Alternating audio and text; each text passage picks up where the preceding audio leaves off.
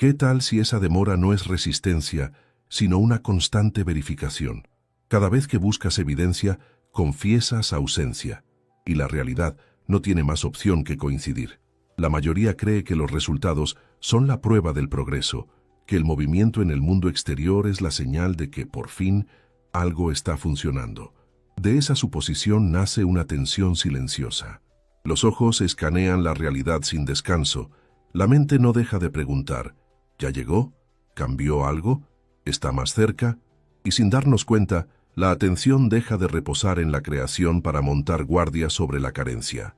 Esta es la trampa moderna, medir el avance por resultados externos en lugar de por la posición interna. El hábito parece lógico, incluso responsable, pero es precisamente esta vigilancia la que frena todo. Cuanto más monitoreas la realidad buscando confirmación, más le anuncias a tu conciencia que el estado deseado sigue faltando. Por eso, Neville Goddard lanzó una advertencia tan sutil como severa. Explicó que cuando observas el efecto, suspendes la causa. Buscar evidencia constantemente es salirte del estado mismo que la produciría. Es como plantar una semilla y volver a la tierra cada mañana para desenterrarla y ver si ha crecido. Escarbar no es un acto neutral. Cada vez que se perturba la tierra, el proceso natural se retrasa. La semilla no estaba fallando, la interferencia sí. De la misma manera, la realidad no es lenta para responder, simplemente estás retirando tu atención demasiado pronto. Lo que la mayoría llama impaciencia es la incapacidad de permanecer sentado en una nueva asunción sin levantarse a verificar si la silla sigue ahí. El cambio interno puede haber ocurrido, pero la posición no se sostiene. La conciencia oscila entre tener y comprobar, entre ser y esperar, y en esa oscilación nada se estabiliza lo suficiente para solidificarse en un hecho. En el momento en que buscas resultados, te reubicas sutilmente en el futuro, y todo lo que se coloca en el futuro jamás puede sentirse completo en el ahora. Cuando traducimos esta idea antigua al lenguaje moderno, el principio se vuelve aún más claro. Joe Dispenza habla de la coherencia de identidad, la alineación entre quién crees que eres y cómo piensas, sientes y percibes consistentemente. Desde esa perspectiva, el cambio no se retrasa porque sea difícil, sino porque la coherencia debe estabilizarse primero. El sistema nervioso, el subconsciente y la percepción misma se reorganizan en silencio antes de que aparezca cualquier resultado visible. Una vez que esa coherencia interna se sostiene, el mundo exterior no tiene otra opción que reorganizarse como respuesta. La demora no es resistencia, es gestación. Por eso perseguir resultados es un error tan costoso. Se siente como una acción activa, pero en realidad es un retiro de fe del único lugar donde ocurre la creación. La verdad profunda es más simple y mucho más exigente. Los resultados llegan más rápido cuando dejas de buscarlos, no porque ignores la realidad, sino porque finalmente te mantienes en la causa en lugar de perseguir el eco. A medida que esto se despliega, verás que cuando la posición interna se mantiene con suficiente firmeza, la realidad no negocia, no retrasa ni discute, se doblega, porque no tiene otra alternativa. Buscar pruebas confirma la ausencia. A primera vista, buscar pruebas parece inofensivo, incluso inteligente. La mente se dice a sí misma que verificar el progreso es la forma de medir la alineación, de corregir el rumbo, de construir certeza. Sin embargo, bajo esa lógica yace una señal más silenciosa que se envía a la conciencia. Cada vez que la atención se vuelve hacia afuera para preguntar si algo ha aparecido, confirma que el estado deseado no se está viviendo. Ahora, esta es la distinción central entre vigilar los efectos y ocupar la causa. Una postura espera a que la realidad hable primero. La otra habla con tanta consistencia que la realidad debe responder. La conciencia no responde al deseo, sino a la residencia. Dónde te paras internamente determina qué puede aparecer externamente. Una analogía cotidiana revela este mecanismo con sorprendente precisión. Imagina un horno cocinando una comida. Cada vez que abres la puerta para ver si ya está lista, el calor se escapa y la temperatura baja. No hay nada malo con el horno ni con la comida. La interrupción misma es el retraso. De la misma manera, revisar repetidamente el mundo exterior buscando confirmación enfría la asunción interna. La atención se filtra fuera de la causa y regresa al efecto, y el estado que se estaba formando pierde su estabilidad. La creación estaba en marcha, pero nunca se le permitió terminar. La persecución de resultados mantiene a la conciencia permanentemente basada en el futuro. El diálogo interno dice sutilmente: pronto sucederá. En cualquier momento, me sentiré tranquilo una vez que lo vea. Pero el futuro no es una posición creativa, es una sala de espera. Lo que se coloca en el futuro no puede sentirse completo, y lo que no está completo no puede objetivarse. Por eso el esfuerzo a menudo produce agotamiento sin movimiento. La mente trabaja, visualiza, afirma, pero la posición de la conciencia permanece fuera del estado cumplido, rondando justo más allá de él, esperando el permiso de las apariencias. En el momento en que la asunción se ocupa sin titubeos, el acto está completo. A partir de ese punto, el mundo exterior solo está poniéndose al día. Seguir vigilando los resultados es declarar que el acto aún está inconcluso. Es reabrir lo que ya estaba sellado. La realidad no se resiste al cumplimiento, simplemente refleja la posición que estás ocupando. Y cuando esa posición es la de esperar pruebas, la ausencia es el único reflejo honesto que puede ofrecerte. Hay un alivio silencioso escondido en este entendimiento. Si los resultados no son la palanca, entonces el esfuerzo finalmente puede relajarse. El control puede soltar su agarre. La tensión del monitoreo constante se disuelve no porque se haya abandonado el deseo, sino porque ha sido asumido. La pregunta cambia naturalmente, casi sin esfuerzo, de ¿dónde está?, hacia algo mucho más trascendente. Si los resultados no son lo que se debe perseguir, entonces la persistencia debe apuntar hacia otro lugar completamente distinto. No se trata de cuánto tiempo, sino de dónde vives. Una vez que la búsqueda de resultados afloja su dominio, surge silenciosamente un malentendido más profundo. Muchos asumen que la persistencia es una cuestión de resistencia, que el éxito pertenece a quien puede aguantar más tiempo, repetir más o esperar con mayor disciplina. El tiempo se convierte en la métrica y la paciencia se vuelve una prueba de aguante. Sin embargo, este enfoque ubica mal todo el mecanismo. La duración sin residencia no produce nada estable. Una imagen simple aclara esta distinción. Sentarse en una silla no requiere un esfuerzo repetido. No necesitas recordarte a ti mismo que debes sentarte, ni tensar los músculos para mantener la posición. En el momento en que estás sentado, el acto está completo, y permanecer ahí no requiere tensión. Sin embargo, pararse cerca y tocar la silla repetidamente no logra lo mismo.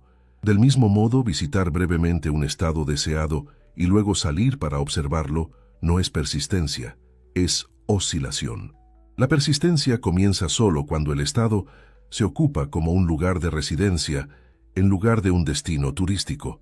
Por eso el tiempo es una medida tan engañosa. Una persona puede afirmar durante años y nunca persistir, mientras que otra puede asumir un estado en silencio y ver cómo el movimiento se despliega con una velocidad sorprendente. Lo que importa no es con qué frecuencia se regresa a la idea, sino cuán consistentemente la identidad permanece alineada con ella. La consistencia de identidad no es la repetición de palabras o imágenes, es la sensación asentada de «aquí es donde estoy ahora». Cuando esa identidad se estabiliza, la conciencia deja de preguntar «¿cuándo?», porque la pregunta ya no tiene sentido desde esa posición. La persistencia, entonces, no es un acto de hacer una y otra vez, es un acto de permanecer. Es la decisión de dejar de salirse del estado para evaluarlo. En el momento en que la conciencia acepta plenamente una posición, el esfuerzo desaparece. Ya no hay nada que mantener, porque el mantenimiento implica amenaza de pérdida. Permanecer se siente natural precisamente porque ya no está siendo monitoreado. El estado se sostiene a sí mismo, tal como la silla sostiene al cuerpo sin supervisión constante.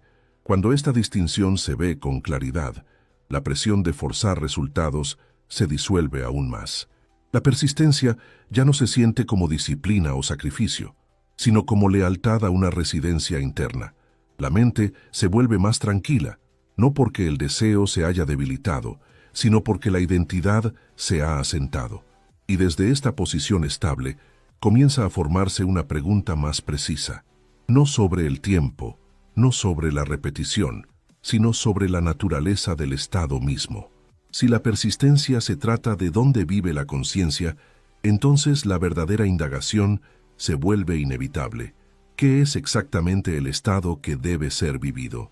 La naturalidad es la señal que la realidad obedece. Cuando la cuestión de la persistencia se reduce a un solo punto, la respuesta a menudo sorprende a la mente. No es intensidad, no es emoción desbordada, ni siquiera es una creencia inquebrantable en la forma en que la mayoría imagina la fe. El estado que remodela la realidad es mucho más silencioso que eso. Es la sensación de cumplimiento experimentada como algo normal. La conciencia responde con mayor poder a lo que se siente natural, porque lo natural es lo que se asume que ya es verdad. Una imagen hace inconfundible esta distinción. Usar un par de zapatos nuevos llama la atención sobre sí mismo.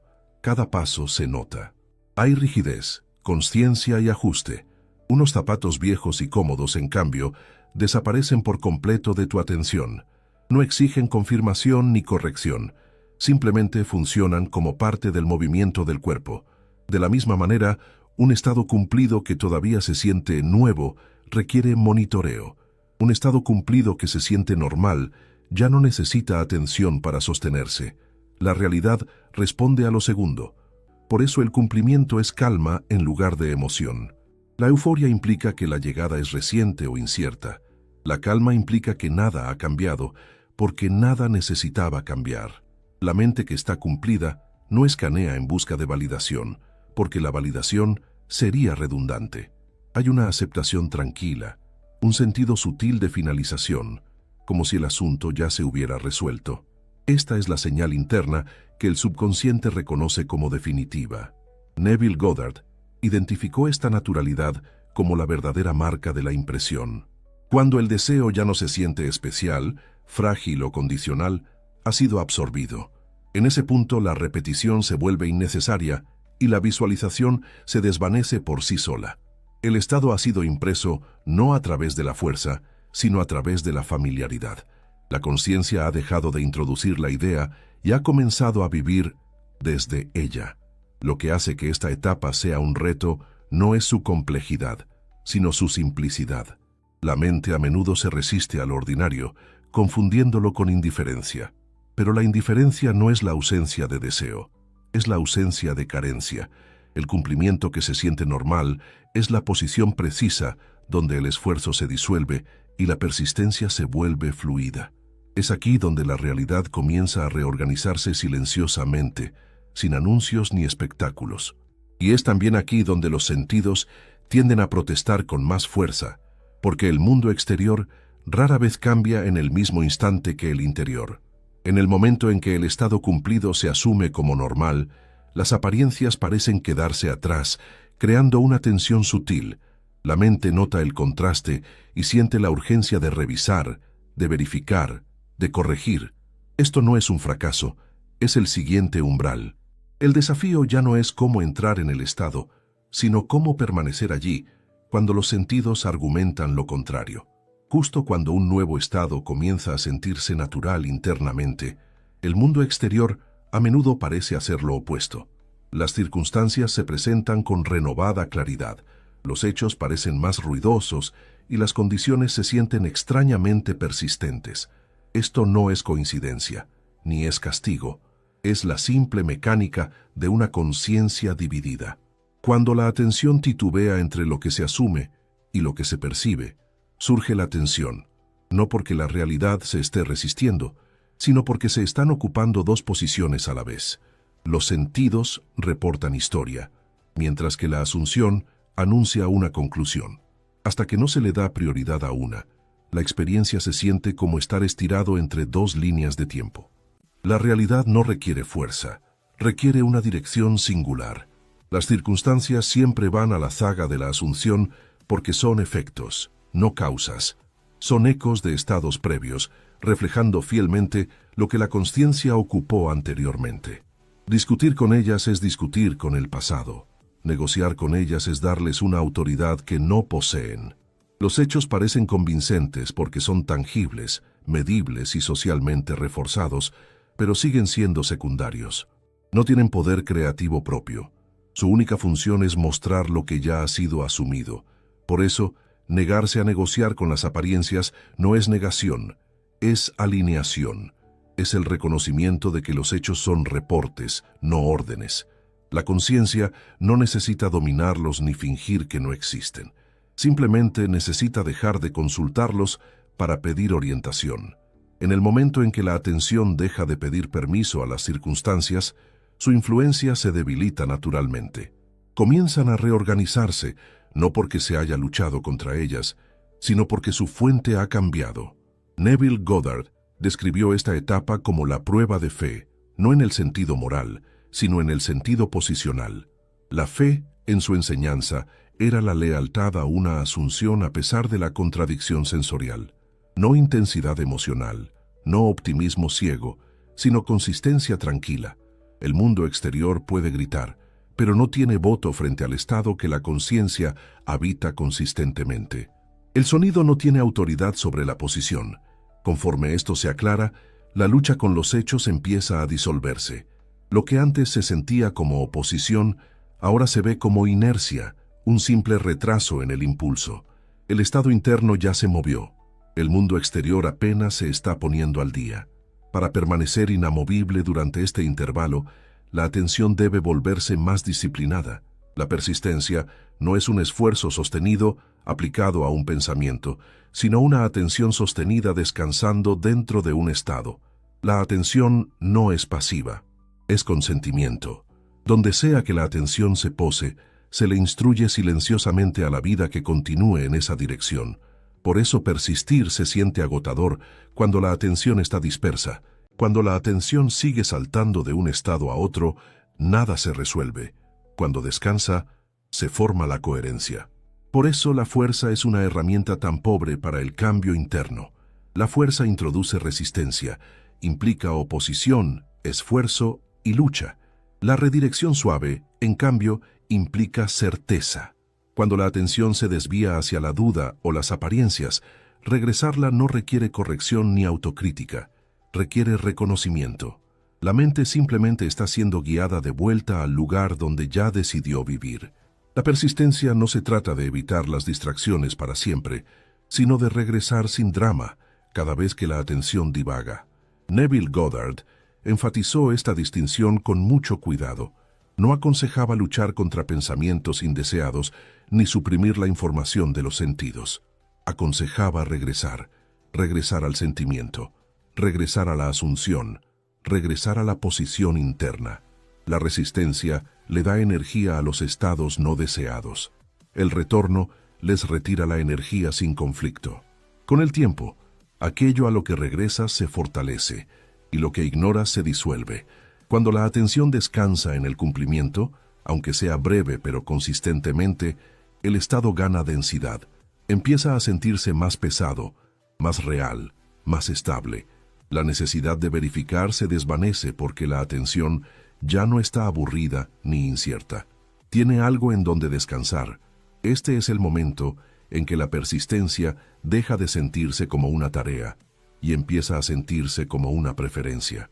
La conciencia, por naturaleza, favorece lo que se siente resuelto sobre lo que se siente inconcluso. A medida que esta preferencia se estabiliza, el esfuerzo disminuye aún más. El estado interno ya no necesita refuerzo constante porque la atención ha aprendido dónde sentarse. La mente se vuelve más tranquila, no por disciplina, sino por satisfacción. Y es precisamente aquí, en este ritmo más quieto, donde la forma más fluida de persistencia se vuelve disponible. Hay un momento y un lugar donde la atención se relaja por completo, donde se puede entrar al estado interno sin resistencia ni monitoreo. Ese lugar no es durante la tensión del día, sino durante el suave descenso hacia el sueño. El sueño es donde la persistencia se vuelve automática. Hay un punto natural en cada día cuando el esfuerzo se suelta, cuando la mente se suaviza y el cuerpo ya no exige dirección. En este umbral entre la vigilia y el sueño, la atención se vuelve menos conflictiva y más receptiva.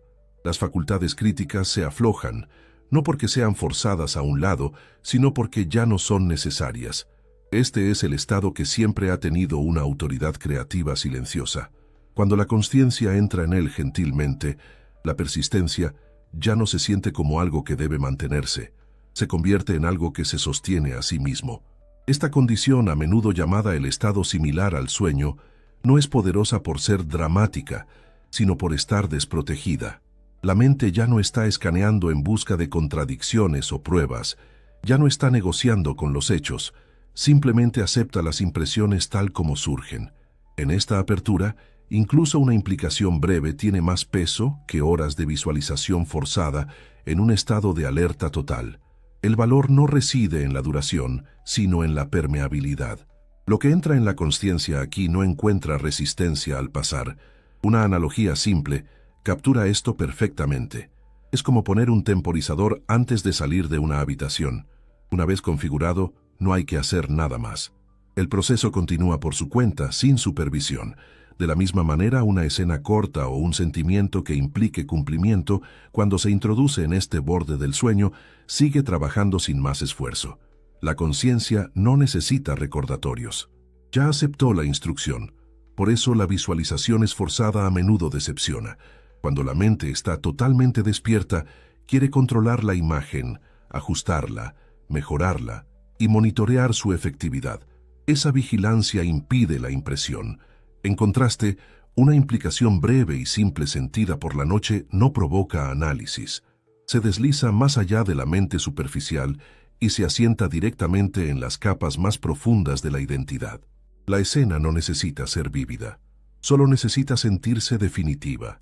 Neville Goddard ponía gran énfasis en cómo se termina el día, porque el estado final que te llevas al sueño se convierte en el punto de partida para el siguiente ciclo de experiencia. Terminar el día sintiéndote cumplido no es simbólico, es causal. La conciencia avanza desde donde descansó por última vez. Cuando el cumplimiento es la posición final, el día siguiente se despliega desde la completitud en lugar de la búsqueda. Conforme esto se vuelve un ritmo nocturno, la persistencia se vuelve casi invisible. Ya no hay una sensación de estar aguantando durante el día, porque el estado ya ha sido impreso en el nivel más profundo. La atención ya no necesita vigilarse constantemente. Regresa naturalmente a la posición asumida, porque esa posición se siente familiar y segura. El argumento interno se acalla, no por supresión, sino por resolución. Cuando el estado se asegura de esta manera, algo sutil pero importante cambia. La acción comienza a cambiar sin instrucciones. Las decisiones se sienten más calmadas. El movimiento se siente menos forzado. La necesidad de empujar se disuelve porque la alineación ya se ha establecido. Lo que sigue no es esfuerzo, es respuesta. Y en esa respuesta, la mecánica de la realidad comienza a revelarse más claramente. El movimiento sigue a la alineación. Una vez que el estado interno se ha estabilizado, un malentendido silencioso suele disolverse por sí solo. Muchos esperan que la acción preceda a la alineación, creyendo que el movimiento es lo que crea el impulso. Sin embargo, el orden siempre es al revés. La acción que importa surge solo después de que la alineación se ha asentado. La acción inspirada no aparece por adelantado como un plan o una instrucción. Aparece en secuencia, respondiendo a la posición interna ya asumida. La consciencia se mueve primero. Las circunstancias se reacomodan después. La acción sigue al final, como un subproducto de la coherencia en lugar de una herramienta para la creación. Por eso, las decisiones calmadas reemplazan al ajetreo nervioso cuando la alineación es real. La urgencia ansiosa de hacer que algo suceda se desvanece porque ya no hay nada que perseguir. Las elecciones se sienten más tranquilas. No estás tratando de llegar a algún lado. Te estás moviendo desde un lugar que ya se siente resuelto. La mente ya no está escaneando buscando la jugada correcta, porque ya no le teme al estancamiento. El movimiento surge orgánicamente, a menudo sin siquiera ser etiquetado como manifestación. Neville Goddard Se refería a esta secuencia como el puente de incidentes. Intentar controlar el puente es admitir que el destino aún es incierto. La no interferencia, por el contrario, es un reconocimiento silencioso de que el final ya está asegurado. Cuando la alineación está presente, la acción pierde su carga emocional. No hay ansiedad sobre los tiempos, ni obsesión con la eficiencia, ni necesidad de justificar cada movimiento. El cuerpo responde al estado interno con el comportamiento apropiado, tal como responde al hambre o al descanso sin un debate intelectual. La realidad no responde al esfuerzo, responde mecánicamente a la asunción. La secuencia es precisa e impersonal. El estado da lugar al movimiento, y el movimiento da lugar a los resultados. Una vez que esto se ve, la confianza se profundiza naturalmente, no como creencia, sino como entendimiento. Y con ese entendimiento llega una claridad final sobre la naturaleza misma de la realidad, una claridad que hace que la resistencia parezca casi imposible. El espejo debe reflejar el rostro. En esta etapa, la mecánica de la realidad se revela con total claridad. Lo que antes parecía personal, impredecible o resistente, se ve como algo mucho más preciso. La realidad no negocia con la conciencia, no evalúa merecimientos, tiempos ni esfuerzos. Refleja. Una vez que una asunción se ocupa con suficiente constancia, el mundo exterior no tiene discreción creativa. Debe responder, no porque esté de acuerdo, sino porque reflejar es su única función.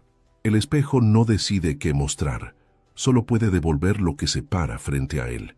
Una analogía simple captura esta inevitabilidad. Un termostato no discute con la temperatura de la habitación, hace valer la configuración que se le ha dado. Si el ambiente varía, el mecanismo lo corrige silenciosamente hasta que se restablece la alineación. La conciencia opera de la misma manera. Cuando un estado se ocupa persistentemente, la realidad ajusta sus condiciones para coincidir. La demora no indica fracaso, indica calibración. El sistema no se está resistiendo a la asunción, se está reorganizando alrededor de ella. Por eso la persistencia siempre dura más que la demora. El tiempo no tiene autoridad sobre un estado fijo. En el momento en que la conciencia deja de titubear, el resultado se vuelve inevitable, aunque no se vea. El mundo exterior puede parecer inalterado por un tiempo, pero esa apariencia es engañosa. El movimiento ya ha comenzado en niveles que no son inmediatamente visibles. Las circunstancias se reacomodan gradualmente, las relaciones cambian sutilmente, las oportunidades se reposicionan en silencio. Nada dramático anuncia el cambio, y sin embargo, todo está siendo redirigido. Neville Goddard enfatizó que la realidad es obediente, no resistente. Lo que se siente como oposición es simplemente el eco de asunciones previas completando su curso. Una vez que ese eco se desvanece, solo queda el estado actual para expresarse. La realidad no posee memoria propia. Toma prestada la memoria de la consciencia. Cuando la consciencia cambia lo que ocupa consistentemente, a la realidad no le queda nada más que reflejar excepto la nueva posición. Este entendimiento elimina el último rastro de lucha. Ya no hay una sensación de persuadir al mundo, convencer a las circunstancias o superar obstáculos. La relación se invierte. La realidad ya no es la autoridad que emite veredictos, es el instrumento que ejecuta instrucciones. La persistencia ya no es un acto de esperanza, sino un acto de reconocimiento. El final no es algo que se espera, es algo ya establecido internamente, esperando solo su momento designado de visibilidad. Con esta claridad, el esfuerzo colapsa por completo. No queda nada que gestionar, arreglar o forzar. La instrucción se vuelve casi vergonzosamente simple, no porque sea fácil para la mente, sino porque deja a la mente sin nada que manipular. La conciencia permanece en el estado asumido o no lo hace, y cuando lo hace, la realidad, atada por su propia naturaleza, no tiene más opción que seguirla. Persiste en ser, no en obtener. Cuando todo se reduce a su esencia, una verdad permanece firme bajo el ruido. La creación no responde al esfuerzo dirigido a obtener, sino a la consistencia enraizada en ser. En el momento en que la conciencia deja de perseguir resultados y se asienta en un estado, todo el mecanismo de la realidad se realinea. Lo que se sentía como tensión nunca fue causado por el deseo en sí, sino por el hábito de pararse fuera del cumplimiento y esperar el permiso de las apariencias. Ser precede a tener, y permanecer precede al movimiento. Este es el núcleo de la enseñanza de Neville. La persistencia no es repetición, paciencia o aguante, es lealtad a una posición interna. Cuando la atención deja de correr hacia adelante para revisar los resultados, finalmente se le permite al espejo cambiar. La realidad no se dobla ante la presión o la intensidad, sino ante la estabilidad. Una vez que se vive en un estado sin vigilancia, este comienza a expresarse externamente de formas que se sienten naturales, en lugar de forzadas. El lenguaje moderno llega a la misma conclusión a través de la coherencia.